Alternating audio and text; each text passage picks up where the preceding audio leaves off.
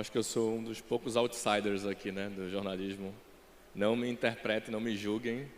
Eu vou trazer uma visão um pouco diferente para você de algumas coisas e mostrar um pouco da visão que eu tenho e o que eu vim aprendendo com os últimos anos aqui sobre Data, Growth and Products, tá? E eu resolvi quebrar uma outra apresentação em 3 fases, ou em 3 conteúdos, que é a primeira fase é do que eu passei, um pouco da minha carreira, e eu acho que funciona aqui. Obrigado. Pode falar, cara. É um pouco mais do que eu passei. Depois a gente vai falar um pouco de métrica, que eu acho que é importante. Todo mundo está falando sobre dados aqui. Eu achei sensacional ver um evento de jornalismo que as pessoas falem de dados. E no final eu vou falar um pouco do usuário, tá? Então, eu tenho meu background é super quantitativo, né? Eu sou formado em computação, fiz mestrado em elétrica, depois trabalhei em banco, consultoria. E nos últimos 3 anos, eu trabalhei em 3 empresas que provavelmente vocês devem conhecer. A Empíricos, podem falar algumas coisas se quiserem, a Empíricos, a 99 e a RAP. Então, são 3 empresas que tiveram minimamente um crescimento muito acelerado e que usam bastante dados no dia a dia. E eu acho que é interessante passar isso porque a passagem dessas empresas, ou como é que elas interagem no dia a dia, é muito parecido com o que eu estou vendo aqui hoje vocês, né, com esse festival hoje, dos pequenos veículos querendo falar muito de dados. Porque é assim que as startups combatem as grandes corporações. No sentido não de combater no sentido pejorativo, mas ganham market share, né? A gente tem que usar dados, tem que ser mais rápido e mais veloz. Vou falar um pouco disso aqui com vocês. E hoje o que eu faço?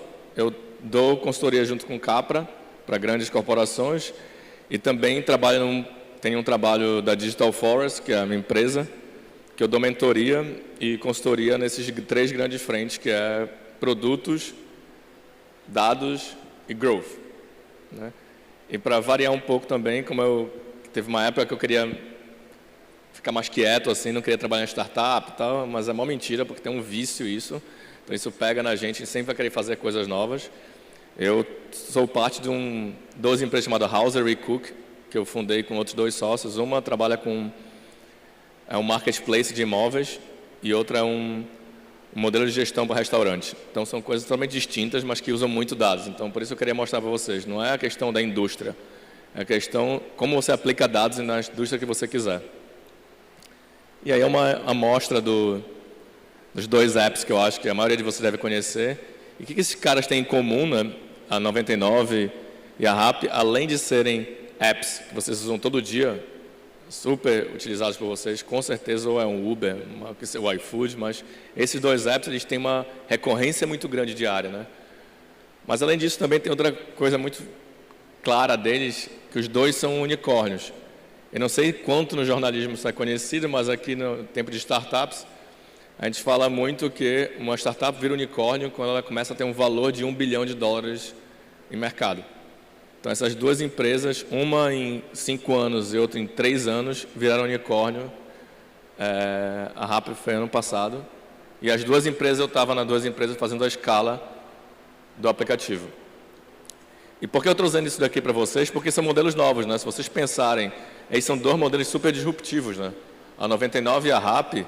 A 99 hoje, você nem pensa, às vezes, ou a Uber, ir na rua e pegar um táxi com a mão levantada, né? Assim, eu tentei fazer isso em São Paulo há uns 2 semanas atrás, acho que fiquei uns 20 minutos procurando alguém para parar.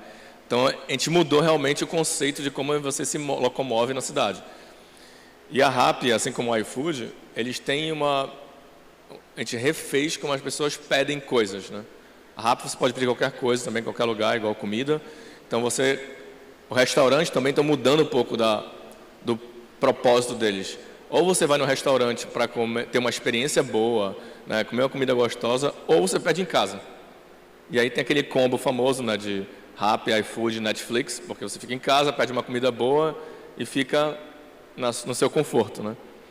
E tudo isso está envolvido porque tem 2 coisas que são muito claras para essas 2 plataformas.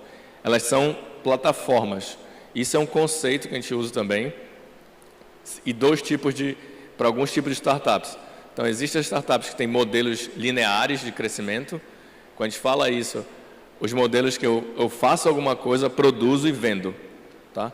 Então, a maioria das empresas tem modelos lineares de crescimento. Você tem que produzir alguma coisa, você põe para vender e o consumidor vai e compra aquilo. No caso das plataformas é um pouco diferente, né? Porque a inteligência está na hora como você conecta as duas pontas. Quem quer comprar e quem quer vender. Então, se vocês olharem as grandes empresas hoje que viraram unicórnios, todas as maiores startups, eu diria que acho que 70% são plataformas hoje. Facebook e Google também são plataformas, tá? Só vocês podem entender. Mas aqui vamos ter sempre como eu conecto, né? Não, essa mesma característica é muito clara, como eu conecto as pessoas que criam, ou as pessoas que querem vender alguma coisa, com a pessoa que quer consumir, e como eu compenso ali em forma de dinheiro. É importante também essa parte de pagamento estar passando por dentro da plataforma, tá? E isso dá uma escala maior. Por que dá uma escala maior isso daqui? Porque eu não estou controlando as duas partes que a gente chama do marketplace, né? Que é quem dá oferta e da demanda. Então, eu tenho que trazer muita oferta e muita demanda para esse negócio funcionar aqui. E aí a gente entra num outro conceito que é muito claro também, é muito falado nesse meio de plataforma, que é o Network Effect. Eu vou dar um exemplo para vocês. Quando a gente pensa no Uber 99 para trazer como modelo de negócios, se só eu tiver instalado o Uber e só tiver um motorista com o app instalado, não serve de nada a plataforma. Para a plataforma ganhar relevância e crescer rápido, ela precisa alcançar o Network Effect, que quer dizer que cada vez que entrar um novo usuário, todos os outros usuários vão se beneficiar daquela entrada, porque eu ganho mais capilaridade. Então, cada vez que entra um novo usuário para pedir um carro da 99 do Uber, esse cara vai impactar o motorista, que vai ver mais chamadas, que vai trazer mais motoristas para a plataforma, e isso sempre vai causando mais um evento cascata na tua plataforma. Então, a gente, como está na startup de plataforma, a gente sempre busca o Network Effect. A gente sempre busca onde a gente vai achar, como a gente tem que fazer, para que o usuário impacte positivamente toda a plataforma que a gente está rodando.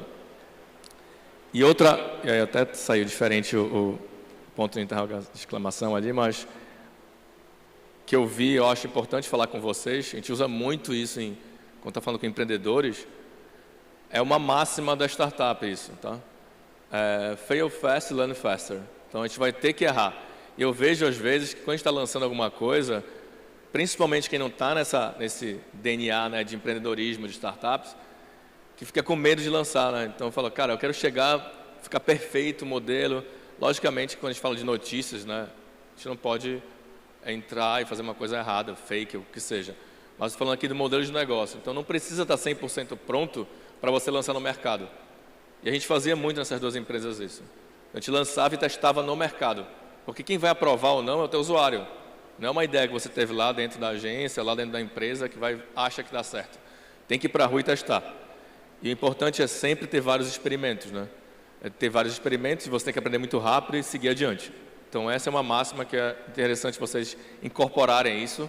Eu sei que nem todo mundo aqui é empreendedor, mas todo mundo deveria pelo menos ter um pouco do DNA de empreendedor aqui na empresa, aqui no jornalismo. Outra parte interessante é falando de métrica, né? E aqui eu pego um pouco da carona que eu faço no time da Capra. É que isso aqui é meio clichê, mas a gente faz isso muito hoje, né? A gente gera muito dado.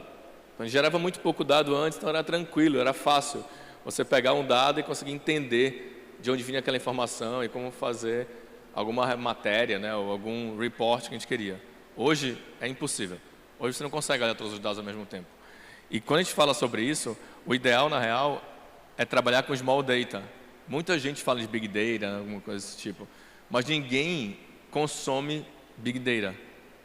A gente consome small data. O que isso quer dizer? É que vai ter alguém, alguma máquina, que vai fazer essa transformação, tudo que é complicado e zoneado e diferente, para algo mais estruturado que alguém consiga entender. Então, de certo ponto, é um pouco o que vocês fazem, né? Os jornalistas fazem. Então, vocês vão pegar um monte de dado, ou um monte de argumentos, informações específicas, colocar numa história e entregar isso para o usuário final. Então, em Big Data, a gente faz exatamente isso. Só que eu acho que o que acontece hoje, vocês já fazem isso nativamente, vocês podem fazer isso com mais tecnologia, né? Que aí ajuda mais vocês em todas as situações no dia a dia da produção de conteúdo. E quando a gente fala de small data, big data, a gente entra numa fase, numa seara aqui que a gente fala muito de KPI. Não sei quando eu falo em outros lugares isso é tão comum, mas na área de jornalismo não deve ser tão comum, né? Mas que são os Key Performance Indicators, que a gente chama. Então, quais são as métricas que você tem que usar para continuar avaliando o seu projeto, a sua startup, que seja. E tem um monte, tá? Eu botei aqui de propósito um monte de métrica que a gente usa no dia a dia, quando a gente pega um app ou um projeto. Então, tem desde CAC, que é o teu custo de aquisição de cliente, desde conversão, que você vai passando página a página, churn rate, que é quem para de assinar a sua página, o seu projeto, que seja o seu produto de dados, LTV, que é o Lifetime Value, como você calcula o valor do seu cliente no tempo. Então, tudo isso aqui são métricas que a gente usa no dia a dia. E eu acho que isso tem que ser incorporado também ao dia a dia dos jornalistas, tá? Ou ao dia a dia de quem está gerando um produto digital. Isso é importante porque é um jeito de você avaliarem para onde está indo, né, a empresa de vocês.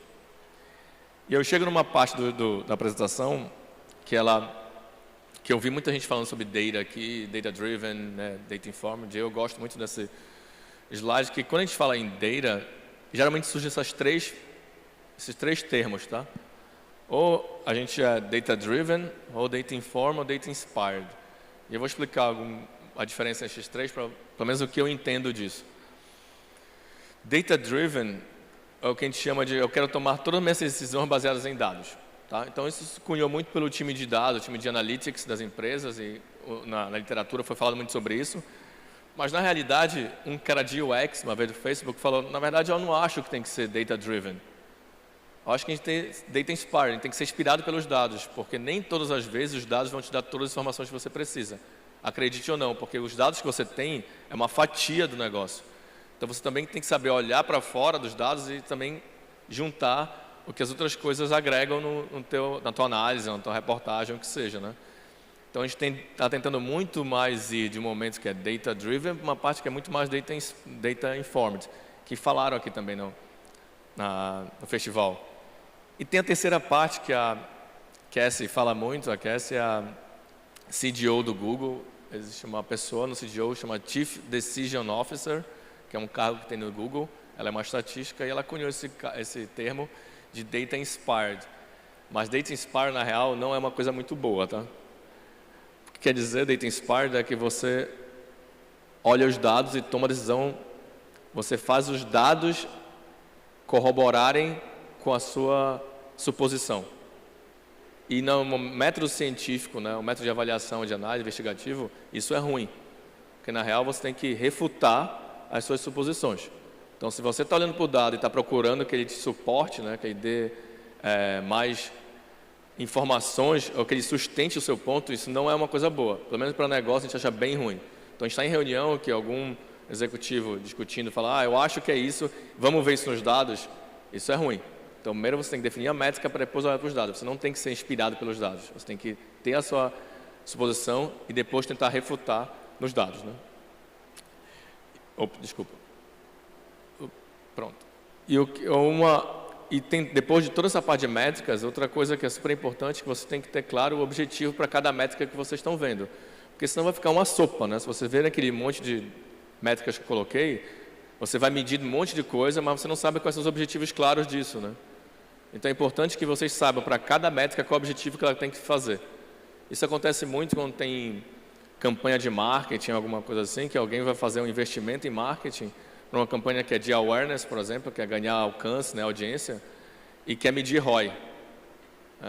Isso é super complicado, porque, na verdade, o objetivo da campanha não é ROI, né? É alcançar maior um público e medir audiência. Então é muito importante você ter isso muito claro onde é que vocês vão chegar com as métricas que vocês têm.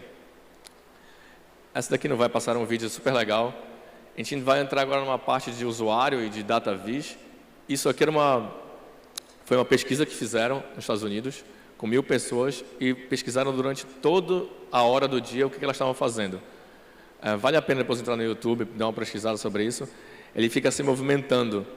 Então, você consegue ver o deslocamento das pessoas no tempo, o que elas estão fazendo. Ou se elas estão comendo, ou se elas estão rezando, indo para o esporte. Você vê a migração durante o dia, elas saindo dormindo, indo para o trabalho ou indo para o lazer. E por que isso é tão interessante nesse momento? É porque na hora que você deve fazer o jeito que a gente está fazendo hoje, jornalismo, né? Eu vejo isso, ou entregando algum conteúdo, é muito mais visual hoje, né? Então, se vocês olharem a quantidade de infográficos que tem hoje, é sensacional. E as pessoas consomem mais infográficos hoje, né? Então, isso aqui é um site chamado Beautiful News Daily, não sei se todo mundo conhece, mas vale a pena. Tem vários infográficos sobre várias coisas. Então, hoje, não é apenas só escrever uma matéria, né, ou fazer alguma coisa, mas é como visualmente você apresenta aquilo, para o seu conteúdo ser consumido. Então, acho que está mudando também uma forma, acho, na indústria de vocês, que é olhar para o usuário e ver o que está fazendo, né? Não só entregando alguma coisa, você tem que também ver se está sendo consumido aquilo ali. E hoje vocês têm métricas para medir isso, né? Se está sendo consumido, como está sendo consumido, em qual etapa está sendo feito isso. Então, aqui eu dou um exemplo, eu coloquei News no Pinterest, que é uma rede social, e o que veio é muito infográfico, né? Então, as pessoas consomem muito isso. É algo que eu só queria botar aqui um food for thought para vocês, que é um jeito também, pode ser um jeito diferente de vocês olharem as produções de vocês, tá? E no último, e chegando mais para o final agora, qual é que geralmente é um produto digital que a gente fala? É assinatura, né? Então, quando você vai fazer uma assinatura de algum produto, e a maioria, acho que das linhas de remuneração de negócio de vocês, é muito focada em assinatura, né? Então, eu vou fazer uma assinatura, só que na hora que a gente faz assinatura, ela é apenas um começo de uma relação, não é que você já vendeu e agora está tudo lindo, nossa, agora vai ser ótimo, eu vou ganhar receita, estou despreocupado, meu conteúdo me sustenta, porque eu escrevo muito bem, né, e o negócio vai dar certo. Então, não é assim que funciona, porque essa pessoa aqui, esse usuário, ela começa uma jornada. E na hora que a gente começa a jornada, toda a parte desse funil de crescimento que a gente usa. Aqui é um funil bem clássico, tá? Usado pela Growth Rocks aqui, mas a gente usa bastante no dia a dia. Então, tem a parte que eu vou ter que adquirir o cliente, ativar o cliente, depois eu tenho que reter, indicar, e aí sim vem meu revenue. Então, vocês veem que tem uma parte toda de como a gente tem que fazer esse beabá de crescimento e como a gente vai usar isso no dia a dia. Mas por que será que isso aqui é importante para vocês, tá? Assim, ou pelos jornalistas, que não é. Eu acho que vocês têm que saber disso aqui, porque é isso que vai fazer as pessoas consumirem os produtos de vocês. Aí vocês têm que entender mais ainda como os produtos de vocês são consumidos. E aí surgirem novos produtos é cada vez mais fácil. Então, eu vou criar um produto para aquisição, eu vou criar um produto para ativação, para retenção. Vocês podem criar produtos específicos para cada etapa do funil também, tá? E aí eu coloquei uma... Calma, deu uma zoada no lettering aí, e não é uma coisa tão ruim, tá? Eu botar esse jornal queimado, não fiquem... Mas eu acho que tem uma questão digital, né? A visão muito mais está indo muita coisa para o digital faz muito tempo. Então, hoje a gente consome muito mais coisa no digital. Quais são os produtos que a gente está pensando para entregar para esse usuário que é digital? Quais são essas pessoas que vão pensar, e não é pensando no que está tendo agora, tá, pessoal? É como isso vai evoluir daqui a 5 anos. Como a gente está fazendo, entregando esse jornalismo para frente. Como é que isso está sendo feito, como é que isso está sendo visto pelas pessoas, como é que eles estão consumindo isso, né? Então, hoje, a pergunta que eu vou deixar vocês é quais são os produtos de jornalismo que os usuários estão querendo e quais são os produtos digitais né, que a gente precisa entregar. Porque as pessoas que vão ser para o futuro não são esses caras aí que estão queimando o jornal, são para essas pessoas aí que estão nascendo agora. Obrigado.